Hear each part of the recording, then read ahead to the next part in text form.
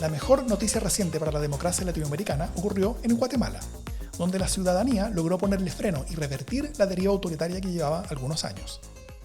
Resulta que entre el 2009 y el 2019 habían habido avances importantes en juicio por violaciones a los derechos humanos y corrupción, en base a la labor de la Comisión Internacional contra la Impunidad de la ONU, la que trabajó junto a la Fiscalía General de Guatemala.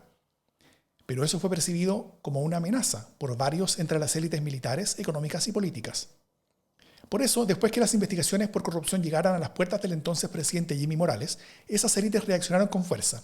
Lograron, de a poco, expulsar del país a la Comisión de la ONU y reemplazar al fiscal general poniendo en su lugar a María Consuelo Porras, fiel a ellos, y luego instalando a Alejandro Yamatei como presidente del país, también parte de ese llamado Pacto de Corruptos. Rápidamente, tanto los jueces como los periodistas que investigaban la corrupción comenzaron a ser activamente perseguidos. 40 jueces y 20 periodistas terminaron detenidos o huyendo del país. Uno de ellos era José Rubén Zamora, fundador del principal diario de Guatemala, El Periódico, encarcelado por supuestos delitos de lavado de dinero inventados por la fiscal Porras. También las organizaciones de la sociedad civil fueron perseguidas mediante leyes que le permitieron al presidente reprimir financieramente y hasta prohibir a las ONGs que él determinara. También comenzaron a llenar las cortes con jueces fieles y a intervenir las autoridades electorales. Así, usando la Fiscalía y las autoridades electorales fieles, comenzaron a descalificar a todas las candidaturas presidenciales que los amenazaban para la elección del 2023, varias de ellas favoritas en las encuestas. También intentaron descalificar a Bernardo Arévalo, del pequeño movimiento Semilla, pero como estaba octavo en las encuestas, no se esforzaron demasiado y finalmente logró competir. Pero la situación se le salió de las manos a este pacto de corruptos, ya que con todas las descalificaciones de candidaturas de última hora, Arévalo terminó convirtiéndose en la última esperanza de quienes querían detener el camino autoritario, por lo que recibió muchos de los votos de las candidaturas descalificadas y en las elecciones de junio del 2023 logró pasar a segunda vuelta con un 15% de los votos. Ahí las instituciones del establishment hicieron de todo para evitar que esta segunda vuelta se hiciera. Alegaron fraude electoral, solicitaron reconteos, y cuando ellos no cambiaron el resultado, la fiscal Porras intentó hacer ilegal al movimiento Semilla, descalificando al candidato presidencial y a sus parlamentarios electos. Lo poco que quedaba independiente de las Cortes logró detener esos esfuerzos. Finalmente Arévalo ganó la segunda vuelta con un 61% de los votos. Esta victoria es del pueblo de Guatemala y ahora, unidos como pueblo de Guatemala, lucharemos contra la corrupción. Tras lo cual, siguieron los esfuerzos para impedir su llegada al poder. Solo después de masivas manifestaciones ciudadanas de apoyo, Arévalo asumió la presidencia el 15 de enero de este año. Desde entonces, el nuevo gobierno se ha comprometido a revertir las reformas autoritarias de sus predecesores y a retomar las investigaciones de corrupción. Pero la fiscal Porras, quien está sancionada por Estados Unidos por ser parte de una lista de actores corruptos, le ha hecho la guerra en cada instancia, y el gobierno no tiene herramientas para removerle del poder. Su actual periodo terminará recién en 2026. Hasta entonces, seguirá impidiendo las investigaciones por corrupción y seguirá acusando y persiguiendo a quienes investigan la corrupción. Pero tendrá menos poder para hacerlo. Este 15 de mayo, por ejemplo, el periodista José Rubén Zamora fue pasado a arresto domiciliario en uno de los dos casos por los que espera juicio, tras acusaciones de Porras donde pide 40 años de cárcel en su contra. Por el otro caso, aún permanece en prisión preventiva, donde él, uno de los principales periodistas del continente, ha estado los últimos casi 2 años. Guatemala no es la única nación que recientemente ha dado un giro hacia la democracia tras una deriva autoritaria.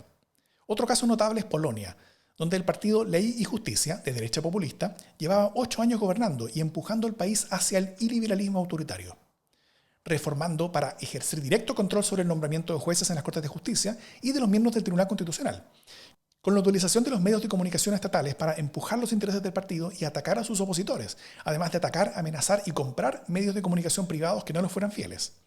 También limitando derechos de reunión y usando fuerza desproporcionada para aplastar protestas, y llenando todas las capas de la institucionalidad con sus adherentes para asegurarse en el poder. Por eso, la elección de octubre del 2023 se consideraba una última oportunidad de cambiar de rumbo por la vía electoral, antes de que ya fuera demasiado tarde. Otros 4 años en el poder y el partido Ley y Justicia estaría demasiado enquistado como para que pudiera perder elecciones. De hecho, estaba modificando el sistema electoral para darse una ventaja inalcanzable.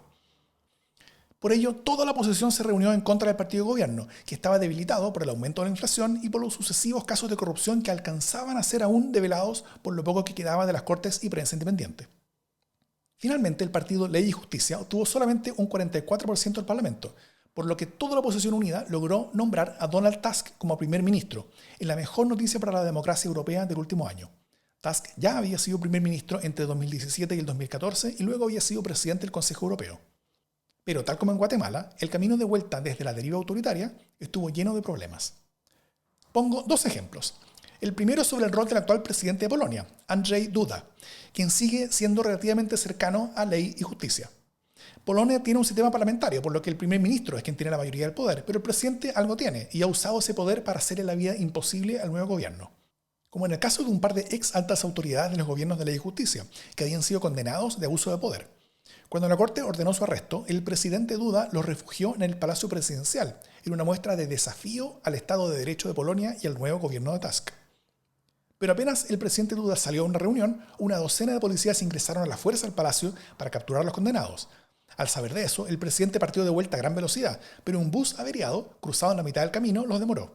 Cuando finalmente llegó, los condenados ya habían sido llevados esposados al tribunal. El presidente Duda acusó al bus de ser parte de una conspiración.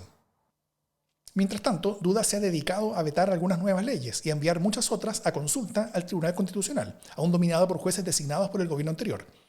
De esa manera ha logrado frenar buena parte del proceso legislativo del actual gobierno.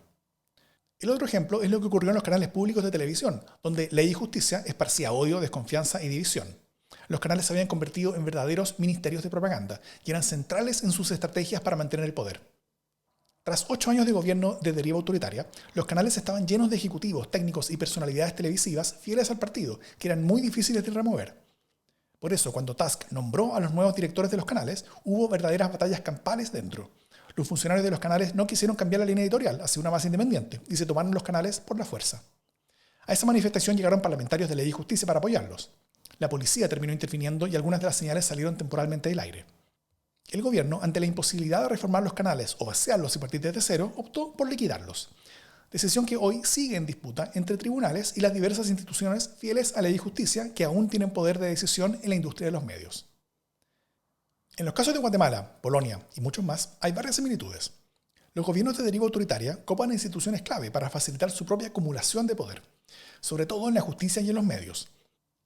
Y cuando la ciudadanía es capaz de reaccionar a tiempo y quitarle el gobierno a esas fuerzas, ese no es el término de la disputa, sino que es el inicio de una nueva, entre los gobiernos pro-democracia y las institucionalidades defensoras del antiguo régimen, que no solo lucharán por mantener el poder que les queda, sino también intentarán hacerle la vida imposible a los nuevos gobiernos, hacerlos inefectivos, cansar a la ciudadanía, para así en las próximas elecciones poder recuperar el poder y lograr que esa primavera democrática sea solamente un breve tropiezo en su propio camino hacia el poder total.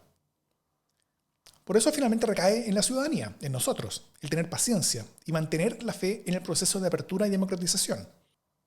Porque limpiar las instituciones de influencias autoritarias puede ser un proceso aún más difícil y aún más lento de lo que fue coparlas con ellas inicialmente. Pero el camino de vuelta hacia la democracia definitivamente vale sus esfuerzos. Pero también nos recuerda lo importante que es no caer en derivas autoritarias en primer lugar.